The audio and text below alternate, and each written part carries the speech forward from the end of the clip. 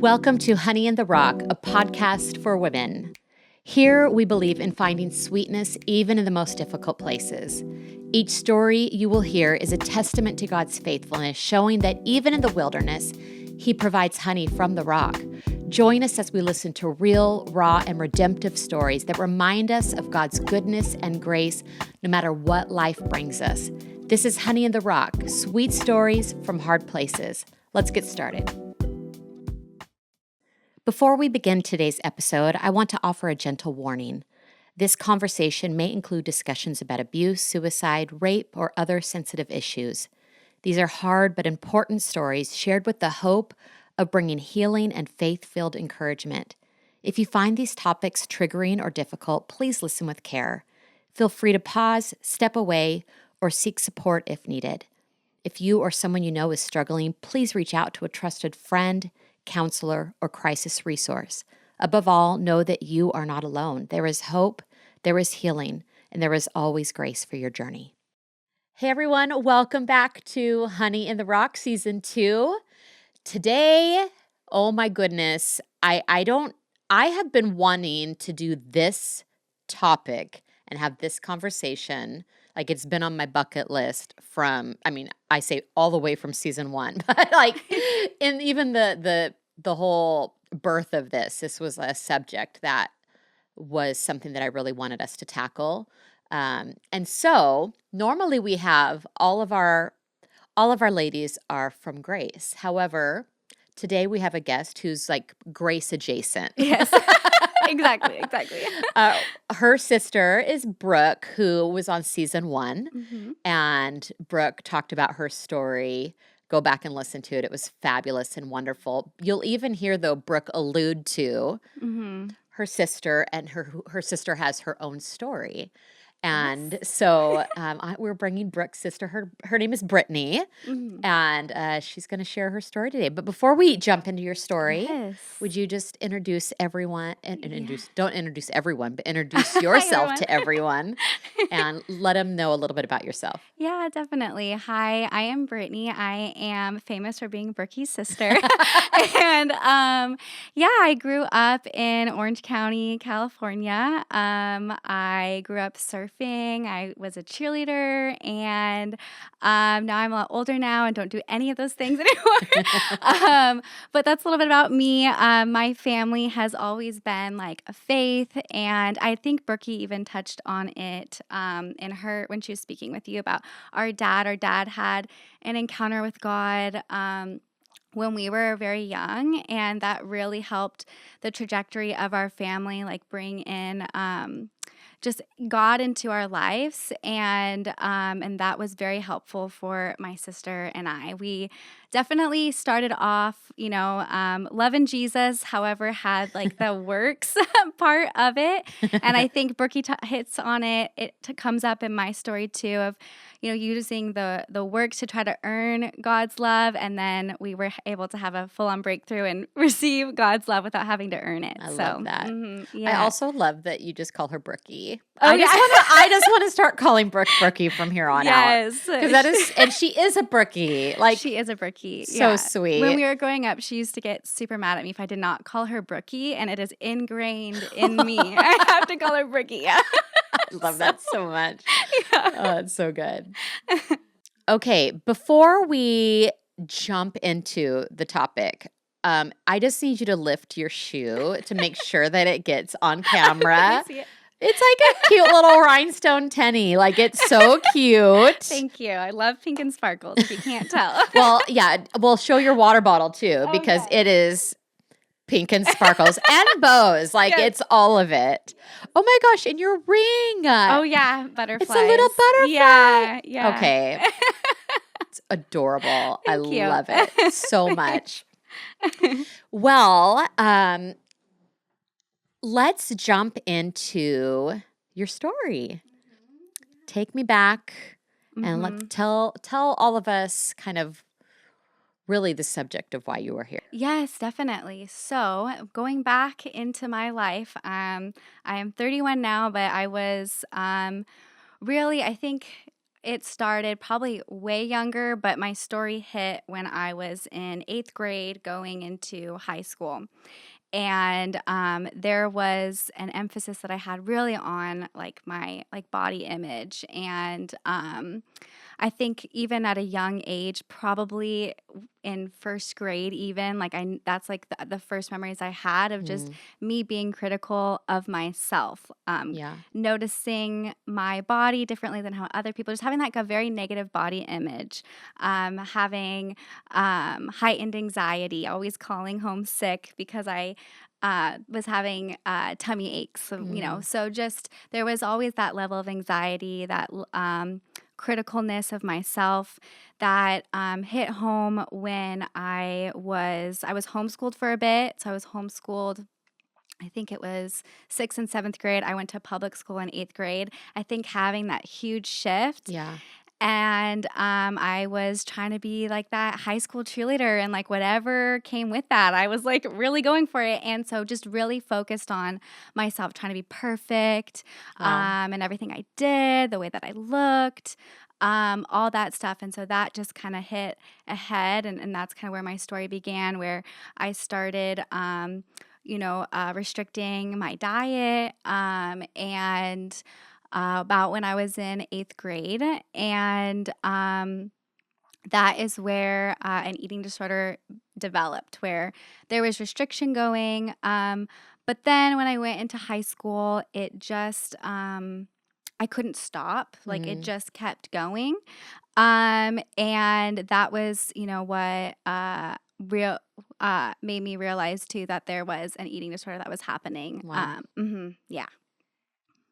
I would only imagine, because I've met your mom and she's like joy Yes, she is. in a person Yeah. form, that it wasn't because your parents were like talking negatively Oh, to no. you, Yeah. obviously. Mhm.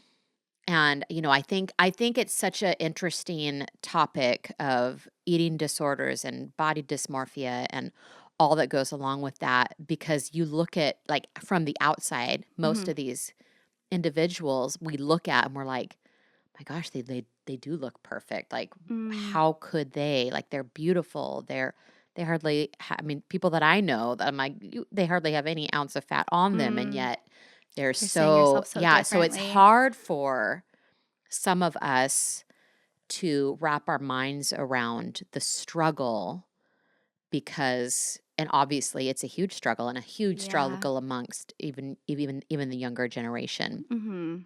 ha- puberty and on. Oh, yeah. Um, Kind of talk me through, like, was there a thought process? Do you know, like, where this thought entered in? Was it through comparison? I mean, how did you start Yeah. viewing yourself? I mean, in hindsight, looking back, you probably Mhm. weren't aware of it in the moment, but Yeah. in hindsight, can you look back and go like, this opened that door, or was it just, how did it Yeah. happen? I mean, I think too, like, I think my temperament was probably a big indicator that something was probably going to develop. Like, I was very perfectionistic, Okay. really critical of myself. Um, and I think that just as you get older can go into more things. So, like, when I was younger, like, really trying to be great at like school or with my sport, noticing that those thoughts of just that criticalness and really allowing that to take hold, to take root, Yeah. really spread. And so it just hit everything, I think, especially at that age of, going into high school now where you're changing, into that teenager. Yeah. They did not have social media at that point in time, but there was still, I guess, no, they did. They had Facebook, but like, But not that like was the for the Instagram and older TikTok. people. Yeah. Yeah. But, there's this emphasis on, I was in a sport that was, you Looks were based. right. It was, yeah. I mean, Yeah. I love cheer, and I don't regret it all. I love cheer. Yeah. However, there is that more. I was a flyer. I was the one being picked up. There was, thoughts on am I too heavy, for them? Or, I Yeah. had to start thinking about, and I'm trying to be perfect, right? I want to be the perfect flyer that they can hold up in the air, and I'm not going to be too heavy. Right. All these things started to kind of go. But I think really me allowing that criticalness, I think that was the root. Yeah. Yeah. So when you're saying critical, it wasn't necessarily you being critical of others. It was Oh, sorry. Yes, definitely myself, just me. a criticalness of yourself. It was all on me. Would you just like, would you stand and look at yourself in the mirror and just pick yourself apart? Yes. Yeah. And I think at first it started with just like doing things. I would notice I would have this critical thought like, oh, I'm not doing that good enough, or like, oh, I think of even like young age at like PE, like, oh gosh, I just did not want to do PE because I was like picking myself apart. And then as I got older, it turns into more, I'm not critical of other people. I'm just constantly thinking about myself, right? Yeah. Like, oh, I'm not doing that good enough. Then it turns into like, oh, me, like I'm not good enough. What can I Right. do to make myself good enough? Let me look different. Let me do this. Let me Yeah. do that. Yeah. Okay, so we probably should mention that this is your job now. You are, I'm going to mess it up. So tell everyone what you do now for a living. Oh, yeah. So now I am a therapist. And because of the things that I went through, I want to help other people. And so now I'm a therapist. I specialize in working with eating disorders, with teens and young adult women. So, Yeah. yeah. Okay. So we have an expert also here, Yeah. not just one who like experienced it, but is now like turned that obviously and making it so good for others to help them out. So the reason I ask, and I wanted to preface with that is because the question I would ask is, in the majority of cases that you work with, individuals and ladies, like, do a lot of them have that perfectionist tendency? Is that more like you see that more in them? Well, research is showing like there's things that we don't really fully know, right? How people have developed eating disorders. Like there's Yeah. not like but there's indicators. Okay. So someone's temperament could be an indicator. Like that perfectionistic temperament, anxiety. Maybe there was a trauma, like a traumatic event. They're still studying like all the Yeah. things that could develop those like just things that you could develop, Yeah. right, from having the eating disorder. Then you have to have enough pressure to want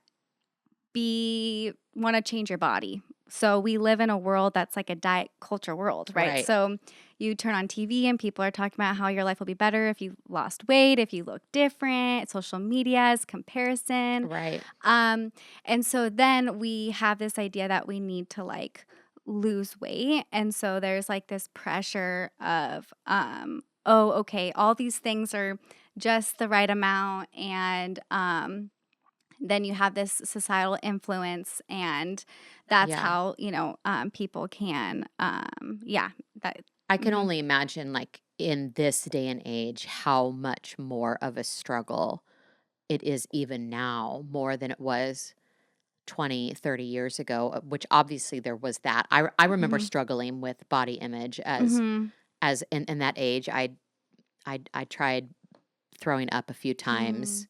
That wasn't fun. So I didn't stick with it. But just again, like you just feel so much pressure as a young person. Yeah. And I think too, like there's aspects, and you could tell me if I'm wrong, please correct me. But like I think too, like family history as well. Like in my family history family, could totally do. women were Genetics. very obese. And so it was like I was wanting to make sure that I would never become that. And so wanted to like really control that like Yeah. aspect. I have also like had friends decades ago now that struggled with anemia. Anemia? Is that not the right word? That's not it. Bulimia or When you're starving, basically you're starving yourself. anorexia? Anorexia. Yeah. Like anemia has to do with iron in Yeah. your body. I'm like, that wasn't the right word. And there was definitely like trauma in their life, Mm-hmm. abuse or something like that. And it was like almost a way that they could control them, Mm-hmm. like their world, because everything else was out of Oh their yeah. Oh control. yeah. I've Mm-hmm. known people to go to that extreme of, I'm going to just make myself so thin that I become undesirable. And I've known women who Mm-hmm. have been like, I'm going to make myself so heavy that I become undesirable because of like abuse. So I think from my experience, which is not professional by any means, but talking to a lot of people through pastoring in 30 years, those are some of those triggers that I've noticed in individuals as well, like just the extremes of all of that. So Mm-hmm. I mean, I hear you. Like there's not a, and if you have this and this and this, then you may struggle with an eating. Like Yes. I wish it was Yes. that easy, because then Yeah. It's we could just not. check off the boxes and make sure that those are fixed. But Yeah. it's far more complicated than Way that. more complicated. And I think you bring up a good part too, like genetic predisposition to having eating disorders. This could be an indicator as Yeah. well. And even just having more of like a sensitive nervous system, which just means you're just viewing the world in more of like you're not sensitive, you're just viewing the world in more of like a sensitive way. You pick up things more sensitive. Like, Yeah. so that could even be something. So, People who are more like an empath yeah. personality. Yeah, it's just a way. It can definitely be a way to learn how to cope. We don't really learn how to cope Yeah. in life. Like they don't teach you that in school how to cope. No. So we learn ways as we grow to cope, and this could be a way people use it. Yeah, And absolutely. yeah. An unhealthy way, but still a way. Yes, sure. right? Like it helps maybe in the moment, but definitely not long term. That's why Yeah. you need support. But Yeah. somebody might, and not knowing what they're just having these feelings, it's like, oh my gosh, what do? I don't feel good right now. And if we don't know how to cope, we might turn to these ways that Yeah. are maladaptive forms of coping. Yeah. So when you were in this, we'll go back to kind of your story. Yeah. When you were, you're in ninth grade, it's increasing Mhm. the desire, the beast, if you call it, like as you will, like is kind of like growing. How did you like see that it was like becoming an issue and a struggle in your life? And was your family noticing? Yeah. Like, where did that all How come did it into start? play? Yeah. That's a great question. I think when it first started, and this is where again, like that diet culture, and I think this is where people have a really hard time with sometimes wanting that recovery aspect, is you get a lot of validation from people. People Yeah. compliment you when you lose weight. 100%. And it's just so not helpful in reality. But I got a lot of validation from people. I was getting complimented for having control and, things like that. Yeah. And so I'm getting fed off of that, like, okay. And then I think they didn't notice at first, right? They're thinking like, oh, okay, like she's being good, or, our Yeah, culture, right? she's Like just watching her what she's yeah. eating, being healthy. That's not bad. Yeah. Right. And so, but then it started to turn. I got sick, and my parents could tell I couldn't bounce back as fast. I was really tired, like all the time. So you didn't get sick from your eating disorder. You just got like I a just got virus, sick. but Yeah. your body was like, It took me out for like a week, like Yeah. of just really intense, and even like the recovery time was just way longer than probably somebody who was nourishing their body and had all the right stuff, right, to fight that off. So there was that. I was just really super tired. Like every chance I got was just laying down because I was just so tired, and they could tell something was off. It was actually my cheer coaches, because they were watching me at cheer practice. Yeah. And they told my parents, like, we really think that Brittany has an eating disorder, and if you don't get her help, we can't have her be on this team anymore. Wow. And Had you lost that much weight where it was that evident? it was very evident. Yeah. And they're probably seeing it more because you're wearing, less clothes Yeah. at cheer practice versus probably at home where it's easy to cover up. Yes, yes. And so it was Wow. evident.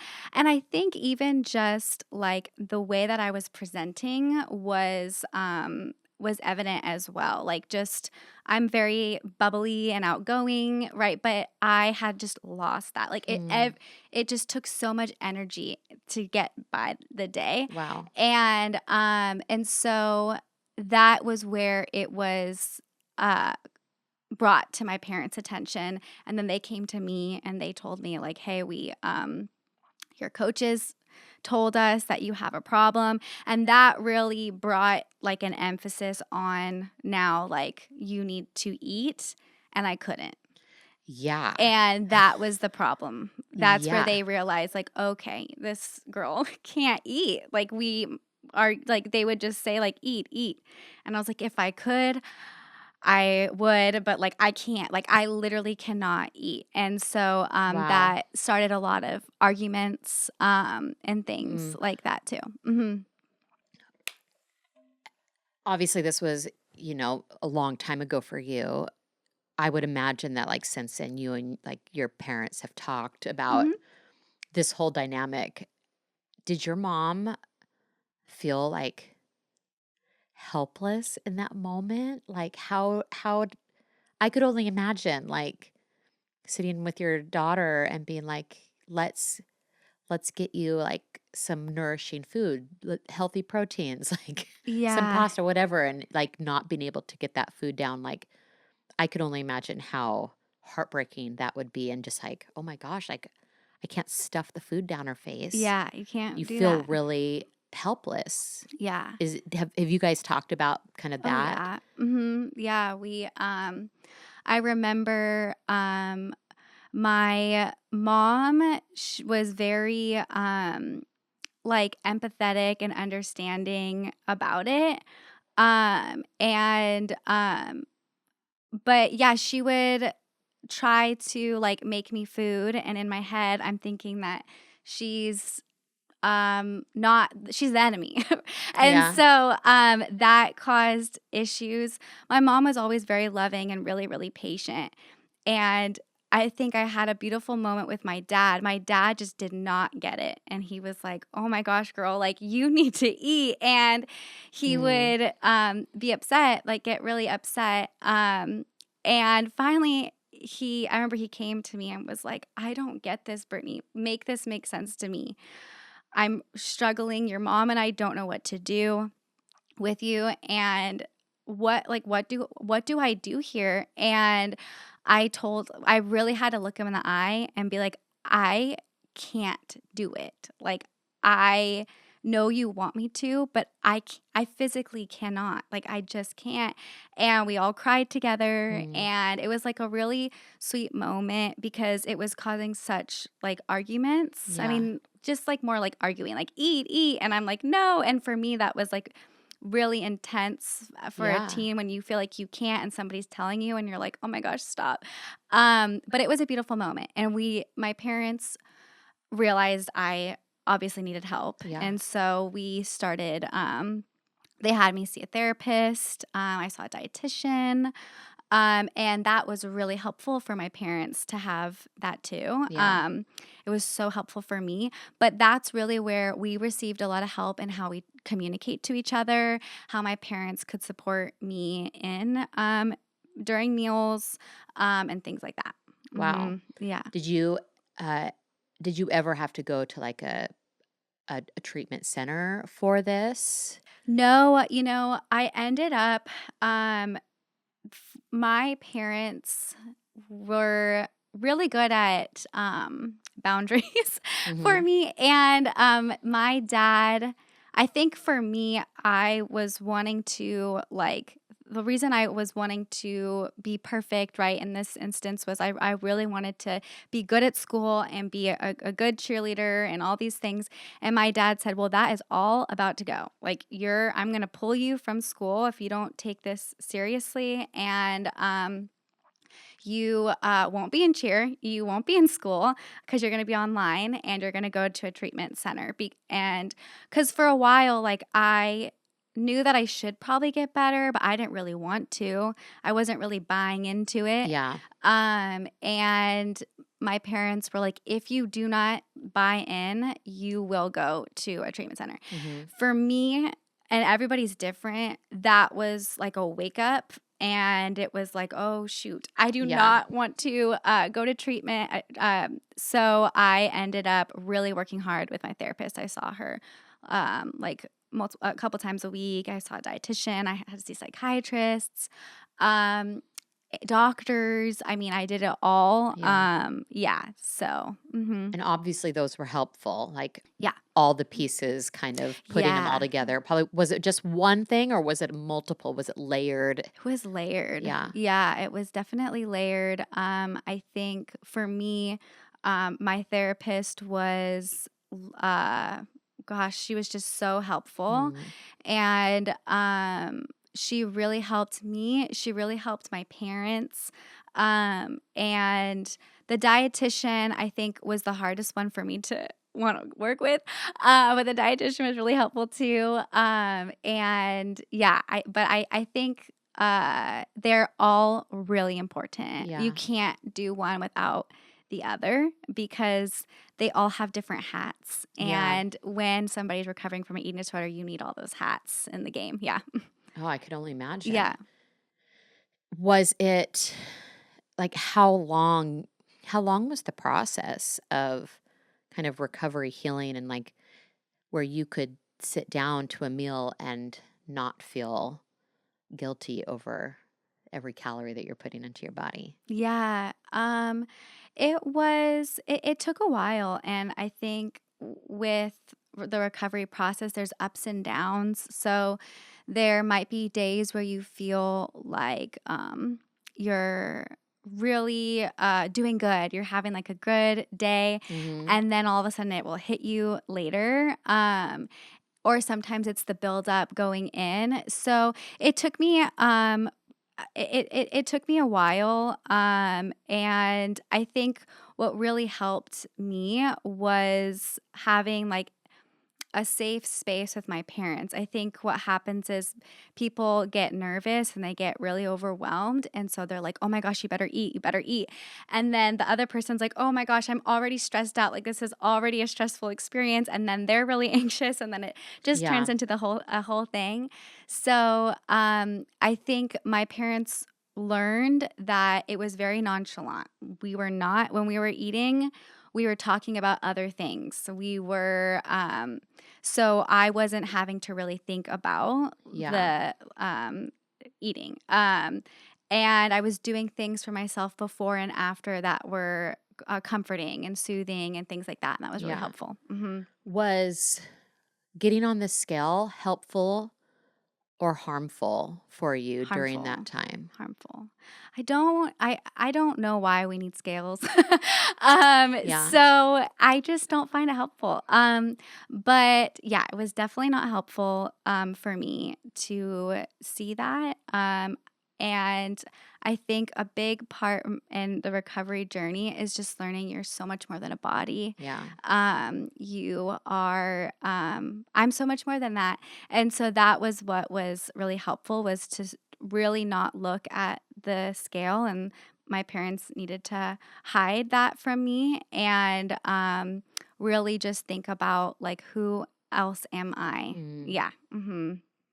When you were going through all of that, now looking back, like what were some really helpful practical things that either your like therapist or dietitian like helped you and kind of helped your family to help you, that were really key moments? Yeah, definitely. I think for me, what was helpful was being validated. I think like somebody telling me like, okay, this is hard, and was really helpful for me. I think helpful keys too was learning how to cope before, during, and after Like a stressful meal? things, Oh, right? But which was yeah. a meal for me at that point, which was doing that. That was really helpful. I think the dietitian was also helpful in educating me that like food is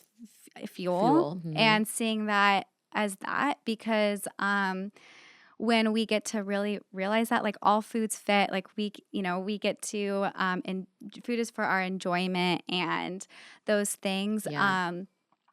And being educated on that really helped me. Oh, I bet. Yeah, and that was really powerful. And my parents, I think they had times alone, like with my therapist. I think she was really offering them support that I could see as we were having meals. Like there was less like eat, eat, eat, and more just I could tell like their guard was down.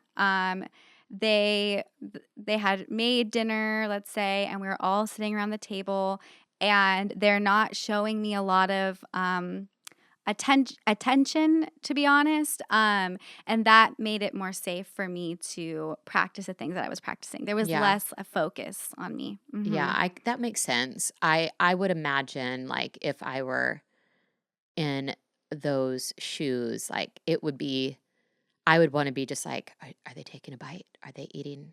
Did they how much chicken did you have? How much, like Yeah. how like it'd be hard to like not want to like just make sure like that they're not starving themselves. Yeah. So I imagine that having a therapist like coach your parents on that would be huge. Yeah. Huge. Because I'm sure there's like some mamas right now watching and they're like, they're not really sure. They see their like child like, Yeah.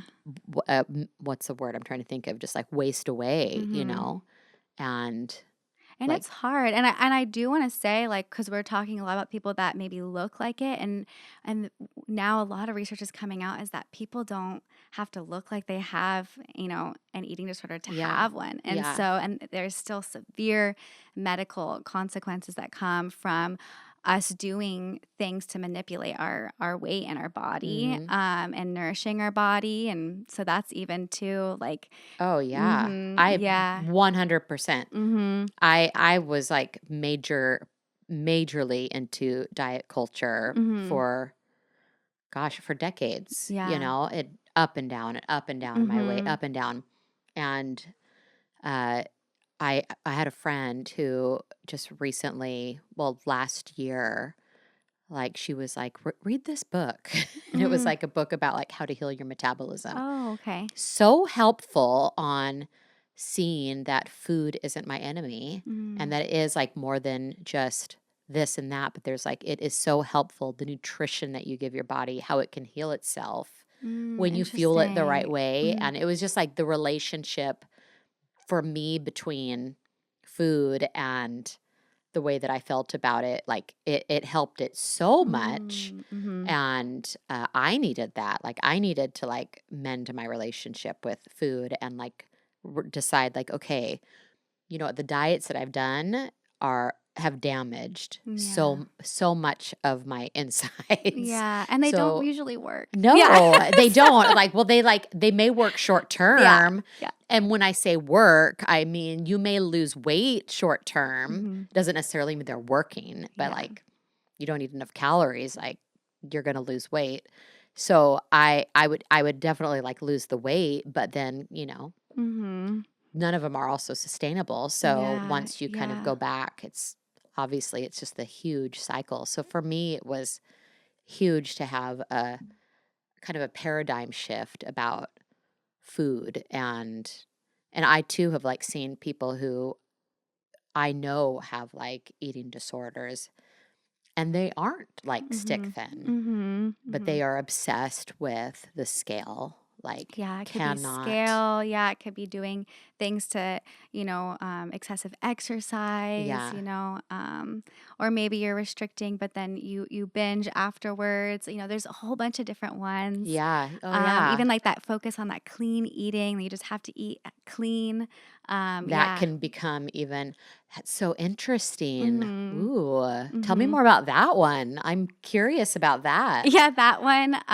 It's not like I don't think they have it as a specific diagnosis, but it's one to be mindful of. It's where all you want to just have. I think it's usually it's if you want to eat clean, so it's all healthy and Right. focus is really on like all you can eat is like really healthy foods. But that is a form of restriction because we really our body needs like starches and fats and all those things, and so it can be a form of restriction Yeah. too. If it's like to the extreme and almost like in a controlling sense. And yeah, if it's Yeah. extreme, like you are, and there is disordered eating where your eating is distorted. Let's say, like Yeah. you're noticing, like, oh, okay, like I'm uh maybe like dieting and yo-yo dieting or things like that. But then there are the like disorders. Whenever if you even feel like you're like, wow, my eating is disordered, I think you always want to get help and get support for that. Yeah. But yeah, it's usually when it's like in the extremes, like it's impacting like your ability, like you can't now go to have dinner with friends because there's not a clean option, Mm, or you are needing to look at the menu before you go to make sure, like those might be some yeah. signs that it's gotten to the place where that's not really helpful Yeah. anymore. Yeah. Okay, this is like total side note and yet totally fits. Mhm. I recently like read and it's in the eating disorder category. And I'm like, "Oh my gosh, this is totally me." I've been like a picky eater my whole Mm. life. Mhm. Like easy gag reflex. And so there's like and I can't remember the name of it. It's like an acronym. Oh, it's ARFID. Yes. Yeah. Someone told me about this like 2 years ago and they're like, "Sabrina, you need to watch this girl. It's called ARFID." And she goes, "And I totally think you have it." And I'm like watching she's like on Instagram and like walking through it. It's like a young girl. And I'm Mm. like, "Oh my gosh, I think I have ARFID." Oh no. So, but like cuz I have like an aversion to Mm. green things and textures Mm. and super like and so I get so nervous going to someone's house, not because I'm worried about clean eating, it's because I'm worried that they're gonna serve me something that I Yeah. can't I feel like You I f- can't eat because it's gonna make me like throw up. Yeah. And then like for even restaurants, I look at the menus because I'm like, I just need to make sure that there's something I can eat there that I can find. Because Mhm. I could find something in most every restaurant, but there are a few like a Thai restaurant I just wouldn't ever go to because I Gotcha. can't find anything on a Thai menu that I would That with be the able to eat. texture. Yeah. Yeah. Yeah. So, ARFID yeah, stands for Avoidant Restrictive Food Intake okay, Disorder. tell me Yeah. about ARFID. Okay. We're just gonna have a little therapy session with me. Okay. Well, we're not actually having No. to do that. She's like for not I can't think of the right word, but yeah, we're not having a therapy session. However, everyone like so many people know that I'm like I always say from the pulpit and different things. Like even we're going over to someone's house here, and I told Matthew I'm like I'm nervous to go to their house for dinner, and so she's like, "Are there any allergies?" And I'm like, "Well, no. However, I don't eat vegetables." And I'm always nervous that I'm going to offend someone if I don't put vegetables on my plate or if I pick them out of something. So Gotcha. I'm like, so as long as you know, but everyone knows that I'm a picky eater. I'm like, I have the taste buds of a picky eating 5-year-old. Yeah. Okay, so explain ARFID. Well, ARFID, I would say, is like a picky eater, but extreme. Yes. And so it's where Me. somebody is, they're limiting their food intake where they're not able to get the proper nourishment that their Yeah. body needs, and that's why it's that disorder. So Okay, I might not be at that extreme then. and I'm not diagnosing you No, whatsoever. it's fair. But what ARFID is yeah, it's more of that. So it's like a picky eater, and maybe there's a texture. Maybe there's a fear of choking. Those things where someone has such an adverse reaction to the food that there's now this level of restriction, and it is to the point where they're not getting their proper nourishment in. And so that would be ARFID. Okay. I could say with all honesty, I do know how to get proper nourishment. Okay. So even without vegetables. Okay. So it's just, yeah. So, and that's where we get to look at, right? Because like there is disordered eating. It's just when it starts becoming, but it is something, right? Like a form to help ARFID is, oh my gosh, I'm blanking. What is it called? Is exposure therapy. Yes, that's what this girl does on Instagram. Yeah, is exposing yourself. You want to go to therapy for that, but you don't want to do that by yourself. Yeah, I don't know how to do that by myself. So, but that is something that is helpful. You're liking this is something I might suggest for you. But it's just, that is something even with, anorexia, many that is part, well, that's, a good treatment would be exposure responsive. Okay, so kind of go over the different eating disorders that are out there just to kind of educate we'll see if everyone. I can remember from the top of my head. There is anorexia nervosa. And that is where one is restricting their intake and to the point that it is severe. There is so many more things involved in that, but I'm on the spot and I'm trying to remember them all. That's okay. But there's that restriction to the point where they are not able to properly nourish their body. Yeah. And it's impacting their ability to interact with the world. And there's that body image component there where they are seeing their body differently than how other people view them. So there's that distorted body image. So they're going to see themselves in a different way than others. There's bulimia nervosa, and that is the one that is where they could be binging, purging that's happening. They could be making themselves throw up. They could be overly exercising.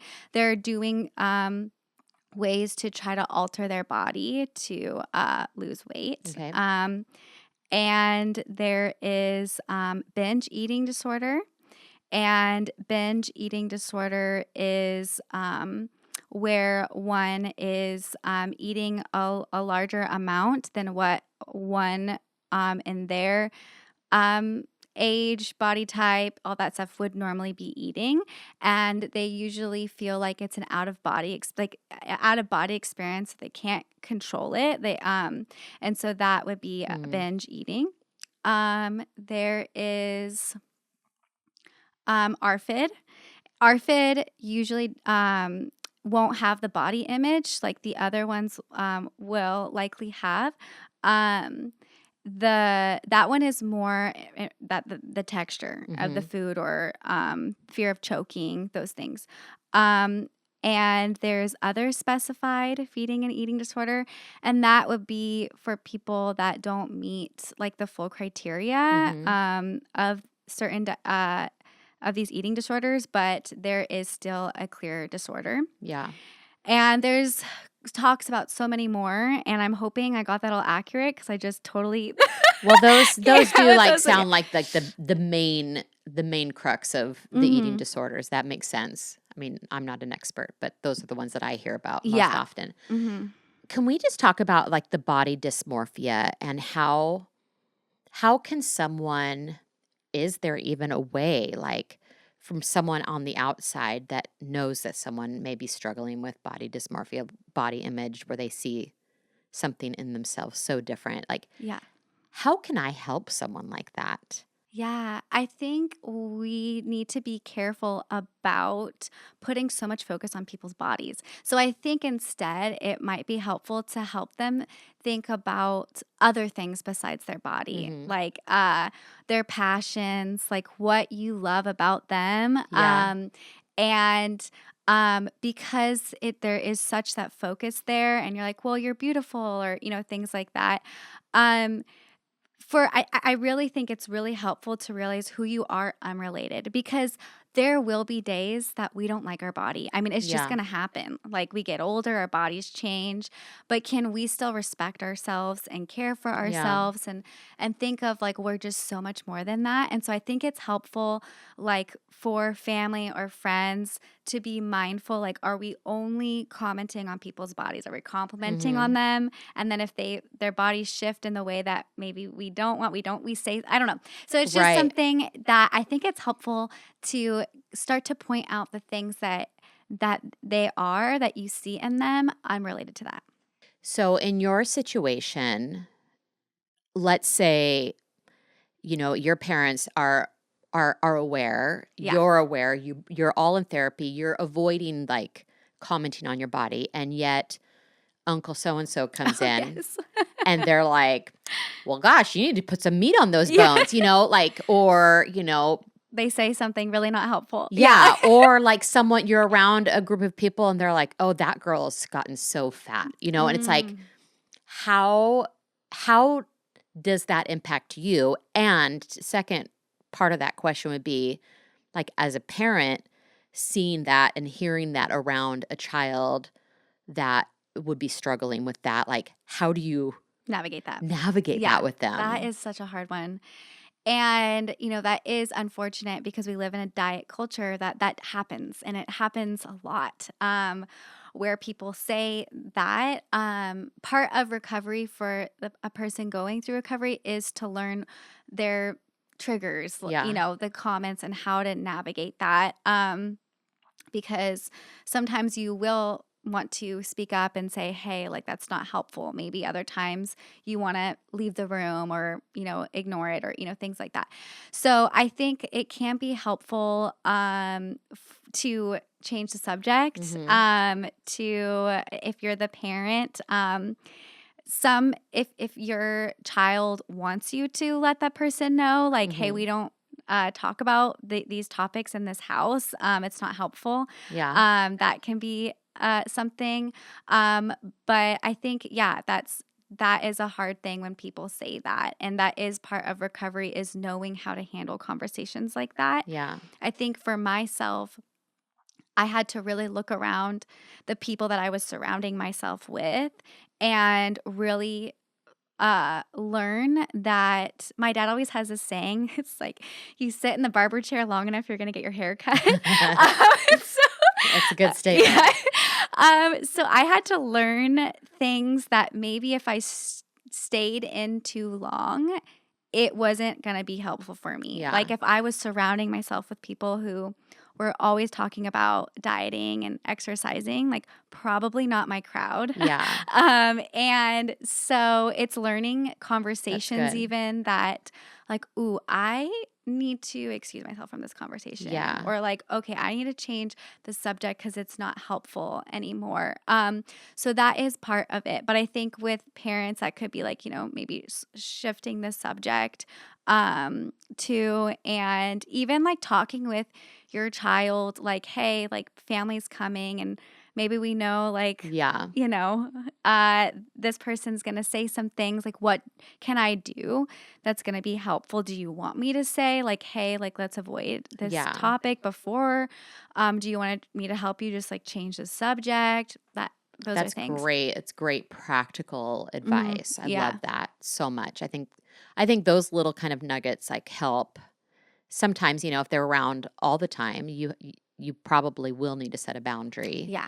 if Hmm. it's something they're constantly hearing and it's not helpful. But I do like the idea of asking the one that is in recovery, like, how would you like me to handle Yeah. this? Giving them that authority and that Totally. power. Hmm. And at the same time, as a parent, still being able to stand in and protect them at Yeah. the level that they want you to. Yeah. So I'm like, Hmm. please tell me to tell them. Please tell me. I will go tell them right now. Yeah, exactly. But it is, right. It's helpful to give them the power, like you said, Yeah. that they can. I think when people are struggling, we want to help them so bad, Yeah. but we forget that, like, that person, that's a person that has needs and those things too. So we want to work with them, and everyone's so different, Yeah. So I'm sharing my story, but it could be different for somebody else. That's why you really want to include them. Right. Yeah. Mm-hmm. So what would you say are signs to look out for, or if like red flags, if there are like moms who have like young kids and or teenagers, young adults, like are there like warning signs that should be like ringing a bell like it was for your coaches? Which Yeah. thank God for your I coaches. know. I'm so thankful for Like them. that's so Yeah. amazing Yeah. that they like took, I mean, how hard would that be? Yeah. I But I think about imagine it. also in cheer, that wasn't the first time they've had to navigate No. that. Yeah. So just good on you, coaches. Good job. Yes. Proud of you. They were wonderful. I love that. So Yeah. what would be some, as a parent and as a therapist, like what would you say are some warning signs to look out for? Yeah. Oh, that's a good question that I wasn't prepared for, but I think that's good. I think warning signs would be that there is becoming this obsession with calories, exercising, wanting to know what's in the food. Maybe they're wanting to make their own food and they don't want you making it anymore. They're not eating the same thing that the family's eating. They're eating away from the family by themselves. What else could be? Maybe they were once really social and now they're um, somewhere, they're maybe in their room. It could be other ones might look like them being concerned the texture of the food. They're afraid that if they eat it, they're going to choke. It could be sneaking food like at night. Like you might notice like maybe you go in their room and you find that there's like food. Wrappers, yeah. Which is, for teenagers, like they might actually just be hungry. But Right. these are like warning signs, that, you just want to kind of check in a little bit and see. And, I think even like the one about if your child is like binging, to be really careful about like locking food or, things like that actually just kind of makes it worse. So, that's when you want to get the professionals involved. And I think with eating disorders, this is one that if you're just like you don't know, like when in doubt, like ask for help. Like, that's good. Yeah. And would you like make the first call? Like, would it be to the general doctor? Or would you just go straight to a therapist? I would. There's now like different websites. Like I think there's oh my gosh, I'm gonna blank on them. Yeah, if since I can't remember, there you can call. You want to look for therapists that are specializing in eating disorders. There's dietitians who specialize in eating disorders. Those are helpful. Which people And could easily Google and find someone near them mhm, yeah, that's great. yeah. Because I wouldn't even know like what to Google. Like what? Yeah, Yeah. there's So like a dietitian that specializes with eating disorders, that wouldn't have even crossed my mind, which you think as a smart 50-year-old woman that would, but it wouldn't have. Yeah. Like, And now oh, yeah. there's I'm like, okay, it's like ANAD's one. Gosh dang, I'm trying to remember the names. But I'll have to give them to you. Maybe you could put it on the link. We or could put it something. in, like the resource Yeah, page. yeah, of where to go, because there are websites that will screen. Oh, that's good. Like you can go and they all screen people for eating disorders. That'd be great. Okay, so another question. If you are seeing all these warning signs with kind of twofold, like maybe they're struggling and they're like listening to this and going, "Oh, I think I'm struggling." Like for them, what would you say is their next step? And on the different note, as a parent, if they're noticing like, all the warning signs and it's just not like your kid's hungry at night or whatever the case may be. Mm-hmm. You're noticing enough to be cause concern. Yeah. How do they approach, like, what do they say? What's the right thing to say to your kid? Mm. And like, what would you suggest they do it? Because I know it's so delicate. So how do you do that without Yeah. pushing them away? Yeah, I think that's a really good question. I think if you're the one that's struggling with the eating disorder, ask for help. I think that's like the biggest thing is like go see, a therapist. And just take the first step. I think if we wait for perfect conditions or we wait to have it all figured out, we just won't do it. Yeah. And so if you feel like you're not sure, that's when you just take that first step and like go seek help.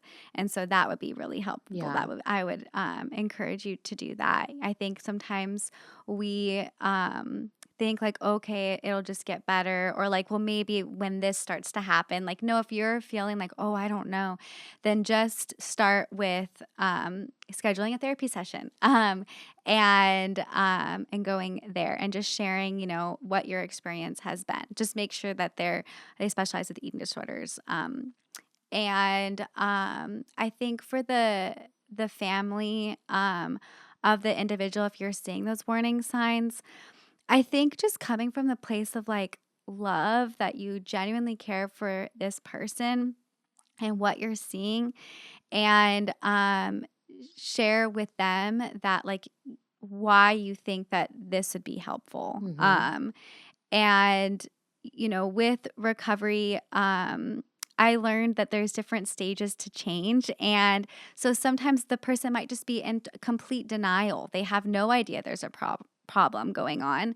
And so when you point it out, they might be like, well, no, that's not true, or, things Right. like that. And so I think just that like loving, like you share it with them. And if you have like that child, there's that like validation, that empathy, and you're still seeing it. So out of love, we're gonna do this. This is the next step. Yeah. But then sometimes there's that ambivalence, or when people go to change, they're not sure yet. Like if maybe they know that they need to change and they're not sure. And then they really have to weigh like the pros and cons. And then finally or maybe they're preparing. Then they're like, okay, well, let's prepare for the change. Let me get all ready. Then we finally change. There's like so many steps before we actually make a change. So I think to realize that, like in people who are going through, even mental health or anything, like when you start to realize it, it takes time. Yeah. Yeah, it does. You got to have patience and know it's a journey. It's Yeah. not an overnight Yeah. flip of the And switch. it's so nonlinear. Recovery is just nonlinear. So you'll take That's a few good to steps hear. forward, a couple steps back, a few steps forward, a couple steps back. Yeah. Yeah.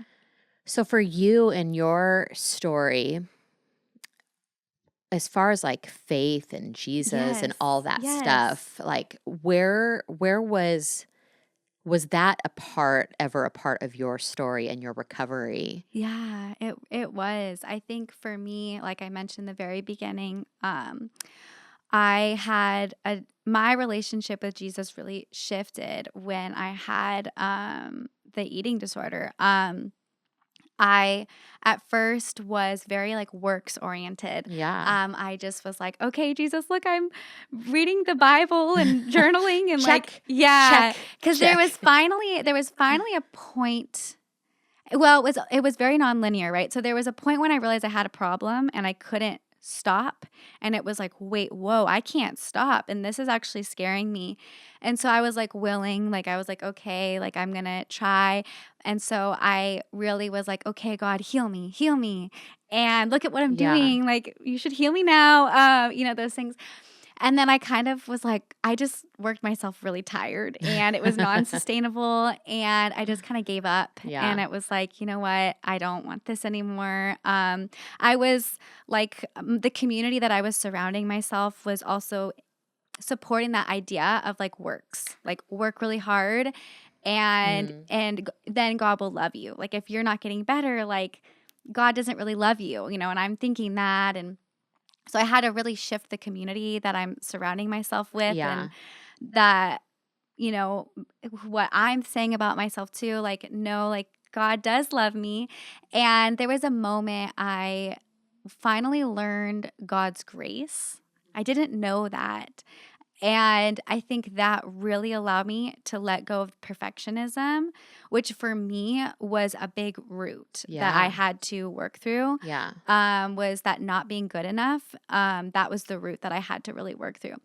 And when I heard about grace and that God loves me, no matter, like, he just loves me, and like I am seen in his eyes Yeah. as like that, perfect child of God. Like, that was really transformative for me. And now I'm spending time with God, not to show him like, hey, look how great I am. It's more like, oh, I love you. Yeah. And that for me, have realizing that God was in it, that helped me start to see myself different. It helped give me ways to challenge the critical thoughts about myself Yeah. and use what God was saying about me. I got to use that. And so my faith was very helpful in me going through my recovery journey. Yeah. Oh, for Yeah. sure. hmm Beautiful. I always say, like, I'm a big fan of therapy. I'm a big fan of deliverance and therapy. Yeah. Like, I think deliverance kind of like can deal with the root. Therapy helps to deal with like the root and like walking out the daily habits and Mm, learning new coping mechanisms to carry out and walk out your freedom. Like, mm-hmm. so I'm like a big fan of both. Like, both are really great. And I've done both. hmm Um, but I've always been like, I think like the, I think therapists, as you are one, are amazing at what you do. And I also love like a therapist who also has like Jesus in them because hmm they ultimately know like I can get you this far, hmm but ultimately it's like there's the Jesus factor, like Yeah, Jesus is so that good. that is the hole in within your heart that only he can fill. So when a therapist has the freedom, which hmm not all do hmm in their profession, but when the therapist has the freedom to be able to bring that like God factor into it, I think it's just like kind of like the last little or mm big missing piece to hmm really like close the deal for people, mm hmm like that's my personal opinion. Um, okay, so now you're on this side. Yeah. When did you decide, like, I'm going to take this struggle that I went through and like turn it around and then like help other people? Did you know that right away that you wanted to do this? I mean, not really. Like I knew that I wanted to help people, Yeah. and I ended up I had a friend who she just God used her and was like, "You are going to do this because this is such a hard thing that, Yeah. it's really hard to recover from an eating disorder, but people do it. People get recovered and those things too." But she's like, "You went through that, and I think that you really need to think about giving back to other people." Yeah. And that was something that, for me, was always in the back of my head. And I went to school, to be a social worker. I wanted to work with seniors. That's what I wanted to do. Like senior Yeah. citizens? I like I love minored in that. gerontology, and like that was it for me. That's what I was gonna do. And then I went to grad school and then got into therapy, and then just realized that if I that I had such a heart, and that I feel like I could really be helpful to Yeah. people, because I have gone through that, and I don't like say like, "Oh, you're struggling." Well, I did too, but Yeah. I just have the empathy. Yeah. I can see when I can see that it is hard work, and I'm here to help. Yeah. hmm Oh, I love Yeah. that so much. Yeah. Uh, Anything before we kind of wind down and close, is there anything that you like really wanted to share with other about whether it's like about your journey, your story, and or just like something that you're really hoping to like speak to the ladies? So make Yeah. sure that you have everything, that you got everything out I that you got needed everything to. out that I wanted to. Yeah, let's see. I think, we yeah, this conversation was really awesome. And it was cool to share a little bit more about me and like what I've gone through. And I just hope that yeah, if you're hearing this, that Jesus is great and he's so powerful and he's amazing, and it's really, we need to have that in our lives. And we need to make sure that we're utilizing the people that God has created to help us when we are Yes. struggling. So good. And I think for a minute there in my recovery journey, I really just leaned on God, which I'm not trying to downgrade that. No. But I'm curious. yeah, I hear you. yeah. And I really got through my recovery because God surrounded me with people that were professionals that knew. And we don't mess around when there is an eating disorder because the consequences are so severe. Yeah. And which is the medical consequences, and so I really want to highlight that, like, I think that's why we've had that conversation about getting help and utilizing those people is really important too. I echo that. Like, I love that what you said. Really, for both families, like for the one that is struggling and the family members that might be noticing, is like, first step is get help. Yeah. Like, take that first step. Mhm. For some people, I know when it wasn't an eating disorder, but just going through a mental health kind of depression, my ask for help was, I didn't even feel like, I couldn't even wrap my mind around calling and making an appointment for a therapist. Mhm. But what I could do was ask my husband Yeah. to call and, like, I'm ready, but I can't make the call. Yeah. I don't know why I can't, but I can't. So will you make the call for me? Mhm. And even that was it was a step. And thankfully, obviously, he did, and it started getting better and all things. So even if that's your next step of like, I don't even know what to do. I don't know how to go about it, but I know I could tell, like, a trusted friend. Maybe your parents aren't the safe place, but maybe like a youth pastor or a small group leader or a pastor or a godly mentor could be someone that you could confide in and ask for help and just say, I don't think I'm doing this well all on my own. Mhm. I need help. So I just echo that, like, reach out. Don't try to get through this alone. This is, and I think that's why I'm passionate about it too, is because it does come with such dire consequences, like, Yeah. that can impact the rest of your life. And as well as we've seen, like, people lose their life over this as well. So let's not delay in getting the help that you need. It's nothing to be ashamed of. It's something to get help for, and that you too can recover just like Brittany did. Yes. And it could be part of your honey in the hard. And everyone's story is different and everyone's story is beautiful. So do it. Get the Yes. help. Ask for the help. Yes. And we'll get some of those resources and websites. Yeah. Send it to Maddie so that we can put those in the show notes, so that if you are looking for some resource and places to check out, whether it's an online something, or even like we can even locally have some options for some, like, dietitians and therapists, anything like that. Whatever it might be, we'll figure out a list and we'll put it in there for you. Would you be comfortable praying for the gals before we close out? Yes, Okay. definitely. Okay. All right. Heavenly Father, we just come to you and we just thank you so much for this time that we've had together. We just thank you that, we just thank you for this time. We thank Yeah. you that you've really allowed this conversation, Lord. And we just pray for all the people listening, God. We lift them up to you, God. And we just thank you. We thank you for them. We thank you that they're here, God. And we just pray over them now, Lord, that they have eyes to see and ears to hear, God, of what you say and see of them, God. Yes. And we thank you, Lord, for laborers in their path, God. And we just pray a blessing over them them in Jesus' name. And we lift up Sabrina and all that she's doing. And we just thank you, God. And we love you. In Jesus' name, amen. Amen. This was such a fascinating interview. I feel like I learned so much. Oh, yay. So thank you, not just for sharing your story, which was powerful and is powerful, but also thank you for sharing like your expertise and your knowledge on this. I think it's important for us to shine lights on some of these struggles that are, I wouldn't say like specific to women, but definitely are more women heavy.